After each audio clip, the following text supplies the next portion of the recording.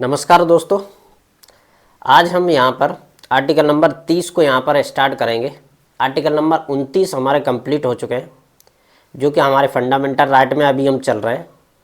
Article number 30 भी बहुत important है, क्योंकि ये विशेष अधिकार की बात करता है और हमारे देश में एक्चुअली बहुत सारे धर्म हैं।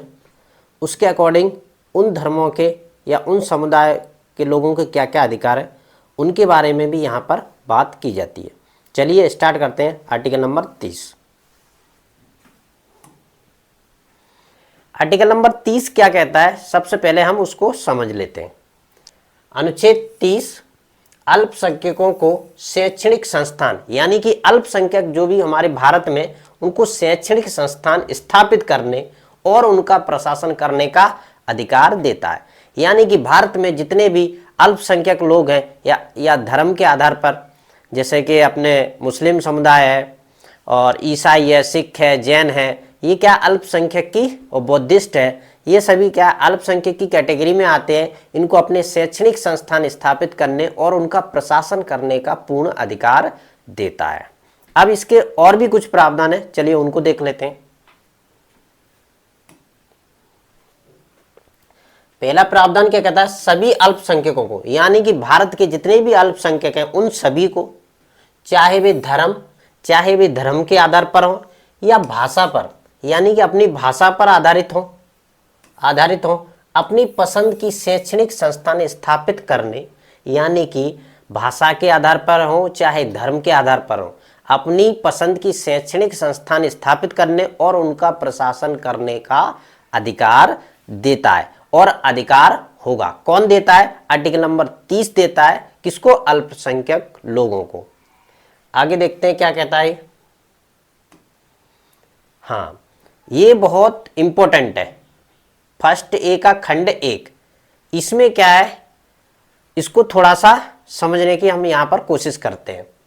निर्दिष्ट अल्पसंख्यक द्वारा स्थापित, यानी कि अल्पसंख्यक द्वारा स्थापित प्रशस्तिक किसी भी शैक्षणिक संस्थान की किसी भी संपत्ति, क्योंकि किसी भी संपत्ति के अनिवार्य अर्जन के लिए उपबंध करने वाली कोई भी विधि बनाते समय राज्य यह सुनिश्चित करेगा ऐसी संपत्ति के अर्जन के लिए विधि द्वारा नियत या उसके अधीन अवधारित राशि हो। इसकी थोड़ी सी लैंग्वेज थोड़ा डिफिकल्ट है, लेकिन इसको बेसिकली हम यहाँ पर समझें। इसको इस वाले खंड 1 है ना, इसको पूरी तरह हटा दिया गया है, संशोधित करके इसको हटा दिया है। क्योंकि बेसिकली ये किसमें आ रहा था, संपत्ति के अधिकार में आ रहा था, जो कि 1978 में इसे 44वें संशोधन द्वारा इसे हटा दिया गया है। जैसे कि हम यहाँ पर आगे भी इसको समझते हैं। देखिए, उपबंध को 1978 में 44वें संशोधन द्वारा इसे हटा दिया गया है, क्योंकि ये संपत्ति के अधिकार की बात यहाँ पर कर रहा था। चलिए हम और इसके कुछ प्रावधान है उनको भी देख लेते हैं। दूसरा इसका प्रावधान क्या कहता है, राज्य द्वारा सहायता, यानी कि वो शैक्षणिक संस्थान जिन्हें राज्य द्वारा सहायता मिलती है। क्या कहता है यहाँ पर प्रावधान, राज्य किसी भी शैक्षणिक संस्थान, यहां पर शैक्षणिक संस्थान की बात हो रही है, हमेशा याद रखना है, को सहायता प्रदान करते समय, यानी कि सहायता प्रदान करते समय इस आधार पर भेदभाव नहीं करेगा कि वह उसका प्रबंधन अल्पसंख्यक द्वारा या समुदाय द्वारा किया जा रहा है। राज्य जब भी सहायता देगा किसी भी संस्थान को, तो वो किसी भी तरह किसी की भी संस्थान के साथ ऐसा भेदभाव नहीं करेगा कि इस संस्थान का प्रबंधन और संचालन अल्पसंख्यक के लोगों के द्वारा किया जा रहा है। इसका विशेष दूसरा क्लॉज नंबर 2 ये कहता है, यानी कि राज्य के द्वारा जितने भी संस्थान है, चाहे अल्पसंख्यक के हो चाहे बहुसंख्यक के हो, सभी उनके लिए इक्वल है, किसी भी तरह का कोई भेदभाव नहीं किया जाएगा। चलिए और थोड़ा सा हम इसको समझ लेते हैं। अब इसमें क्या है, सुप्रीम कोर्ट का एक डिसीजन आया था 2007 में, उसको भी हम यहां पर थोड़ा सा समझने की कोशिश करते हैं। आप थोड़ा सा दोस्तों, मेरे वीडियो क्या है एक्चुअली थोड़ा सा लॉन्ग टाइप के होंगे, लेकिन आपको एक एक जो भी क्लॉज हैं उनकी क्या क्या व्याख्या है सभी तरह की चीजों को आपको समझाया, साथ में सुप्रीम कोर्ट के डिसीजनों को भी, जिससे क्या आपको समझने में आसानी होगी। तो सुप्रीम कोर्ट का एक डिसीजन आया था 2007 में। इसमें क्या है, एक यह मामला कहाँ का है, केरल राज्य का मामला है। और ये क्या है, कैथोलिक कॉलेज, या ये कैथोलिक कॉलेज था, उन्होंने ये मामला सुप्रीम कोर्ट में पिटीशन लगाई थी। उसमें उन्होंने क्या कहा था, इसके बारे में थोड़ा सा हम यहां पर समझते हैं।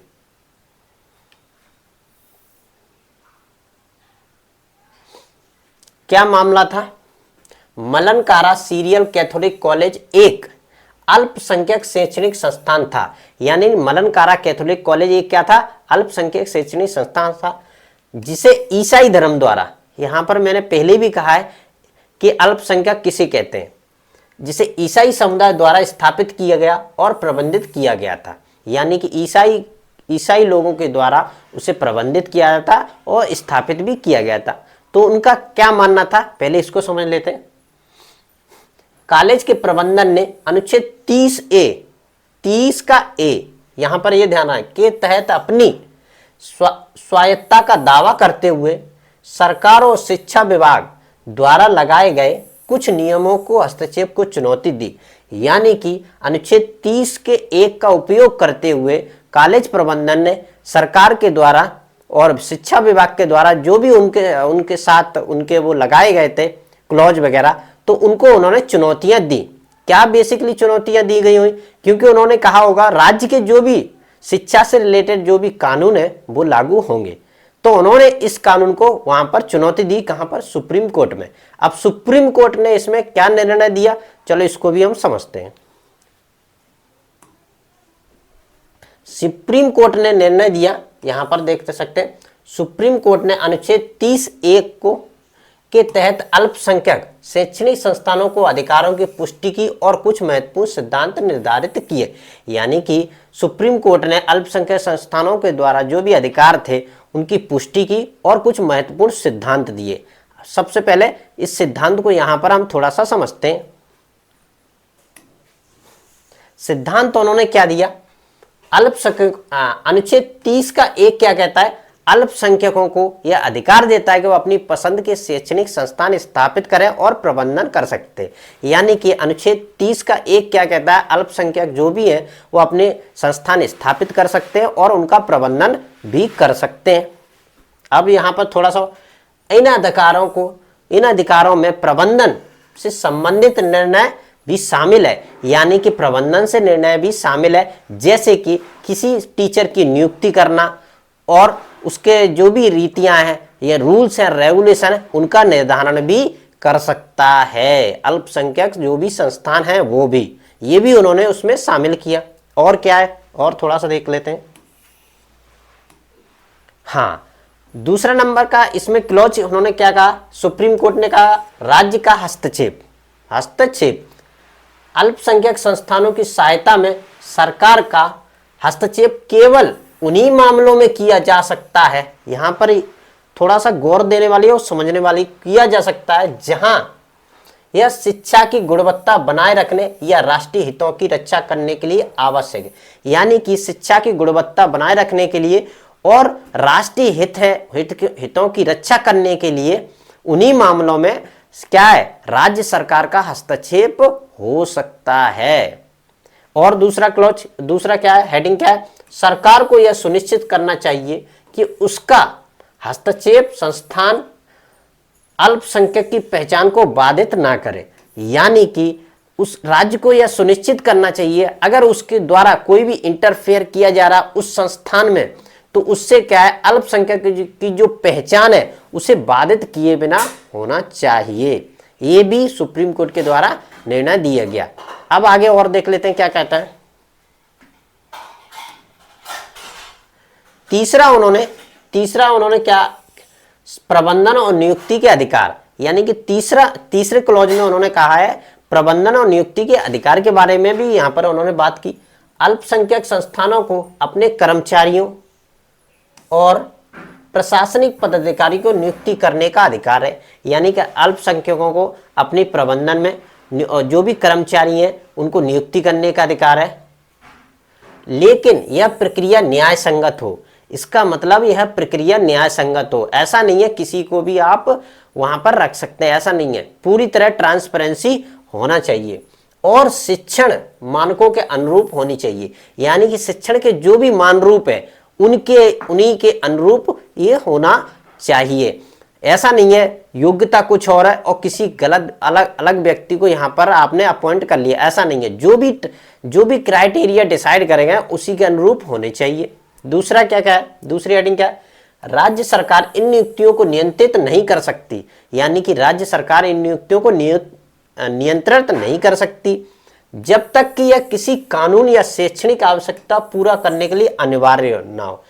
यानी कि जब तक किसी भी कानून, यानी कि जब भी कानून या शैक्षणिक आवश्यकता पूरा करने के लिए अनिवार्य ना हो, यानी कानून और शैक्षणिक की जो भी आवश्यकताएं अगर उनमें कुछ प्रॉब्लम आ रही है या किसी भी तरह का भेदभाव हो रहा है तो राज्य इसमें क्या इंटरफेयर करेगा, अदरवाइज नहीं करेगा, वो प्रॉपर उसको चलता रहेगा। 3 हो गया। चौथा नंबर क्या है, चौथा नंबर क्या है, यहां पर क्या कहता है सुप्रीम कोर्ट, शिक्षा का अधिकार और समानता, यानी चौथा पॉइंट ये देता है शिक्षा का अधिकार और समानता। कोर्ट ने कहा अल्पसंख्यकों को शैक्षणिक संस्थानों को यह सुनिश्चित करना होगा कि वे संविधान के अनुच्छेद 29(2) और अन्य संबंधित प्रावधानों का पालन करें। यानी कि अनुच्छेद 29 के 2 में क्या कहा गया है, धर्म और जाति और मूल वंश के आधार पर किसी भी व्यक्ति के साथ कोई भेदभाव नहीं किया जाएगा, यानी कि उसका एडमिशन दिया जाएगा। यानी कि यहां पर ये चौथे नंबर पॉइंट पे ये क्या है, अनुच्छेद 29 के 2 का भी यहां पर पालन करना सुनिश्चित किया जाएगा। किसके द्वारा, अल्पसंख्यक जो संस्थान है उनके द्वारा। यहां पर अब फिर यहां पर दूसरी हेडिंग क्या देखते हैं, यह अधिकार सार्वजनिक हित और शैक्षणिक गुणवत्ता के लिए बाध्य है, यानी कि सार्वजनिक हित और शैक्षणिक जो यानी कि एजुकेशन का स्तर बनाए रख लेने के लिए बहुत जरूरी है। अल्टीमेटली यहां पर क्या निकल के सामने आ रहा है, राज्य का हस्तक्षेप रहेगा। ऐसा नहीं है कि राज्य हस्तक्षेप नहीं कर सकता है, लेकिन ऐसा नहीं होना चाहिए कि अल्पसंख्यकों के द्वारा गलत तरीके से उसका क्या है मिसयूज किया जाए और सार्वजनिक हित प्रभावित हो रहे हैं फिर भी आप उसका यूज कर रहे हैं, यानी कि शिक्षा की गुणवत्ता प्रभावित ना हो और सार्वजनिक हित भी बने रहे, इस तरह आप अपने संस्थान को चला सकते हैं। अब यहां पर हम अनुच्छेद 30 का महत्व समझ लेते हैं। अनुच्छेद 30 का महत्व यहां पर क्या समझाया है इसके बारे में डिस्कस कर लेते हैं। पहले नंबर का महत्व इसमें क्या गया, अल्पसंख्यकों के अधिकारों की रक्षा, यानी कि जो भी अल्पसंख्यक है उनके अधिकारों की यहां पर रक्षा की बात की जा रही है। अनुच्छेद 30 कहता है यह सुनिश्चित करता है कि अल्पसंख्यक अपनी पसंद के शैक्षणिक संस्थान स्थापित और प्रबंधन कर सकते हैं, यानी कि अनुच्छेद 30 यह सुनिश्चित करता है कि जो भी अल्पसंख्यक भारत में निवास करते हैं वो अपने शैक्षणिक संस्थान स्थापित कर सकते हैं और उनका प्रबंधन भी कर सकते हैं। दूसरा नंबर क्या कहता है, यह उनके सांस्कृतिक भाषा और धार्मिक पहचान को बनाए रखने में मदद करता है, यानी कि जो भी अल्पसंख्यक है उनकी जो भी संस्कृति है, भाषा है, जो भी पहचान है उसको बनाए रखने में यह मदद करता है। किसी भी तरह का आपके साथ कोई भेदभाव नहीं किया जाएगा। पहला महत्व हो गया। अब दूसरा देख लेते हैं। दूसरा इसका इंपॉर्टेंस क्या है, विविधता का संरक्षण, यानी कि जो भी हमारे भारत में जो भी विविधता है उसके संरक्षण की भी बात यहां पर की गई है, क्योंकि प्रत्येक समुदाय या प्रत्येक धर्म में कुछ ना कुछ विविधता होती है। उसी जैसे कि सिख धर्म में, जैसे कि मान लीजिए ईसाई धर्म में, जैसे कि बौद्ध धर्म में और मुस्लिम धर्म में, उनकी कुछ ना कुछ विविधता जरूर होगी। क्या कहता है यह अल्पसंख्यक समुदायों को अपनी भाषा, परंपरा और संस्कृति को बढ़ावा देने का अधिकार देता है, यानी कि अपनी जो भी अल्पसंख्यक हैं वो अपनी संस्कृति को बढ़ावा देने का अधिकार देता है, यानी कि उसको बढ़ा सकते हैं आप, उसके लिए स्कूल कॉलेज वगैरह खोल सकते हैं। भारत के विविधता भरे समाज को समृद्ध बनाता है। यानी कि दूसरा इसका इंपॉर्टेंस है कि भारत के जो भी विविधता है उनको समृद्ध समाज में बनाने की कोशिश करता है। यानी कि जो भी विविधता है उसका संरक्षण करता है। ऐसा नहीं है एक ही परंपरा, एक ही भाषा, उसी को महत्व दिया जाए। यानी जितनी भी भाषाएं, जितनी भी परंपराएं हैं, सभी को यहां पर संरक्षण मिलता है। तीसरा इसका इंपॉर्टेंस क्या है? शैक्षणिक सशक्तिकरण।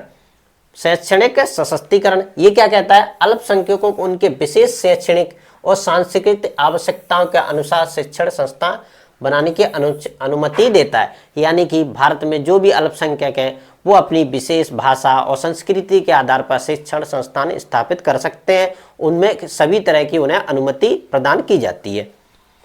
इससे शिक्षा के क्षेत्र में उनकी भागीदारी और सशक्तिकरण सुनिश्चित होगा। इससे क्या होगा? अल्पसंख्यक जो भी लोग हैं उनके शिक्षा के क्षेत्र में उनकी पर्टिकुलर भागीदारी कितनी है ये भी निश्चित हो जाएगा, और उनकी सशक्तिकरण यानी कि उनका डेवलपमेंट भी इस क्षेत्र में आगे बढ़ेगा और अपनी भागीदारी भी वो लोग सुनिश्चित करेंगे। ऐसा नहीं है कि ओनली एक ही समुदाय आगे बढ़ जाए और बाकी के जो भी अल्पसंख्यक समुदाय के लोग हैं वो पीछे रह जाए, ऐसा यहां पर कतई नहीं है। चौथा नंबर का इंपॉर्टेंस क्या कहता है? समानता और गैर भेदभाव। यानी कि यह समानता लाने की कोशिश करता है और गैर भेदभाव को क्या करता है? हटाता है। यह सुनिश्चित करता है कि अल्पसंख्यक समुदायों को समान अवसर मिले। यानी कि यह निश्चित करता है कि भारत में जितने भी अल्पसंख्यक समुदाय हैं उनको समान अवसर मिले और उनके अधिकारों का उल्लंघन ना हो। जो भी उनके अधिकार हैं उनको पूरी तरह अधिकार मिले। दूसरा क्या कहता है? इस संविधान के अनुच्छेद 14 जो समानता का अधिकार है उसको क्या करता है? और समानता का अधिकार और अनुच्छेद 29 संस्कृति और शैक्षणिक अधिकार के साथ मिलकर कार्य करता है। यानी कि अनुच्छेद नंबर 14 क्या कहता है? समानता का आपको अधिकार है। 29 क्या कहता है? आपकी संस्कृति और शैक्षणिक अधिकार के साथ मिलकर कार्य कर सके। यानी कि दोनों को मिलाकर अनुच्छेद नंबर 30 ये कार्य करता है। आपके साथ किसी भी तरह का कोई भेदभाव नहीं किया जाएगा, समानता आपके साथ रहेगी। और 29 कहता है आपकी जो भी शैक्षणिक संस्थान है उनको आप स्थापित कर सकते हैं और उसको आपकी जो लिपि वगैरह है उसको आप सुरक्षित कर सकते हो और आगे बढ़ा सकते हैं। यानी समानता का भी यहाँ पर बात की जाती है और भेदभाव रहित एक समाज में समृद्ध समाज बनाने की यहाँ पर कोशिश की जाती है। और पांचवा इसका इंपॉर्टेंस क्या है? अल्पसंख्यक संस्थानों की स्वायत्तता। यह अल्पसंख्यक शैक्षणिक संस्थानों को अपने आंतरिक मामलों में स्वायत्तता प्रदान करता है। यानी कि उसके जो भी मैनेजमेंट में आर्थिक सहायता के रूप में जो भी है उसको स्वायत्तता देता है। इसमें और क्या है? जैसे प्रबंधन, यानी कि जो भी प्रबंधन है उसके बारे में, पाठ्यक्रम में, यानी कि अपनी जो पाठ्यक्रम है उसको आप बना सकते हैं, उसको मॉडिफाई कर सकते हैं, उसमें क्या क्या आपको रखना है ये भी आप कर सकते हैं। और नियुक्तियों का निर्णय लेना, यानी कि आपने जितने कर्मचारी आपको रखना है उसका वेतन वगैरह, उनकी नियुक्ति वगैरह आप पूरी तरह उनको रख सकते हैं, उनकी नियुक्ति कर सकते हैं।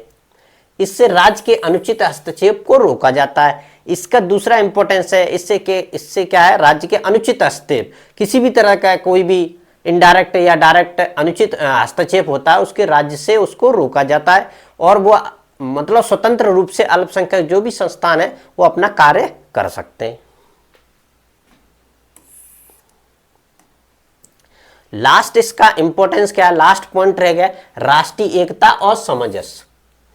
राष्ट्रीय एकता और सामंजस्य अनुच्छेद 30 यह सुनिश्चित करता है कि किसी भी समुदाय को उनकी पहचान और अधिकारों के कारण अलग थलग महसूस न हो। अनुच्छेद 30 यानी कि यह स्थापित करता है कि जो भी अल्पसंख्यक समुदाय हैं उनकी पहचान पर्टिकुलर बनी रहे, उनको ऐसा महसूस नहीं हो कि हम अलग हैं, उनको ऐसा, यानी कि भारत के ही वो भागी हैं और भारत में ही निवास कर रहे हैं, किसी भी तरह का उनके साथ कोई भी भेदभाव नहीं किया जाएगा और आराम से अपनी वो संस्कृति जो भी सांस्कृतिक है, शैक्षणिक संस्थान है वो अपना चला सकते हैं, उनको बढ़ा सकते हैं, किसी भी तरह का उन्हें अलग थलग ऐसा महसूस नहीं होगा। दूसरा पॉइंट क्या कहता है? यह सांस्कृतिक विविधता के साथ राष्ट्रीय एकता को भी बढ़ावा देता है। यानी कि अनुच्छेद 30 का छठवां पॉइंट कहता है, या सांस्कृतिक विविधता, यानी भारत में जितनी भी विविधताएं हैं, क्योंकि भारत में बहुत सारी विविधताएं हैं, सांस्कृतिक हैं, पारंपरिक हैं, धार्मिक है और भी बहुत सारी, उनकी साथ राष्ट्रीय एकता, यानी कि सभी को एक साथ मिलकर यहाँ पर भारत की एकता को बनाए रखना है, एकता और अखंडता को बनाए रखना है। इसमें किसी भी तरह का कोई भेदभाव नहीं बरता जाएगा। ये छठवां पॉइंट इसका ये है। और लास्ट में हम यहाँ पर, जैसा कि हम प्रत्येक आर्टिकल में निष्कर्ष देते हैं और उसका कंक्लूजन भी देते हैं, लास्ट में इसका निष्कर्ष क्या है इसको भी हम थोड़ा सा समझ लेते हैं। यह न केवल भारत की संस्कृति, यानी कि भारत की जो भी संस्कृति है उसके विविधता को संरक्षित करता है, यानी कि भारत में सभी धर्मों के जितने भी अल्पसंख्यक हो, बहुसंख्यक हो, जिनकी भी संस्कृति है उनको संरक्षित करने का अधिकार देता है। दूसरा पॉइंट क्या कहता है, बल्कि राष्ट्रीय एकता और समानता को भी मजबूत करता है, यानी कि सभी धर्म एक साथ मिलकर और समानता के साथ और आगे बढ़ सकते हैं, उनमें एकता की मजबूती आती है और समानता की भावना इससे बढ़ती है। तीसरा पॉइंट क्या कहता है इसका, हालांकि इससे प्रभावी क्रियान्वयन के लिए यह सुनिश्चित करना आवश्यक है कि इसका उपयोग संविधान की भावना के अनुसार हो, यानी कि इसका उपयोग संविधान की जो मूल भावना है उसके अकॉर्डिंग होना चाहिए। ऐसा नहीं है कि कोई भी धर्म ये बढ़ता चला जा रहा है, दूसरे धर्म की कोई परवाह नहीं कर रहा है, यानी कि जो भी जितने भी धर्म है एक साथ मिलकर रहेंगे, एक साथ अपनी भाषा लिपि उसका उपयोग करेंगे और किसी भी धर्म के साथ कोई भेदभाव नहीं किया जाए। बेसिकली इसका निष्कर्ष निकलता है। आई होप आपको आर्टिकल नंबर 30 समझ में आया होगा। लेक्चर को लाइक करें, शेयर करें एंड सब्सक्राइब करें।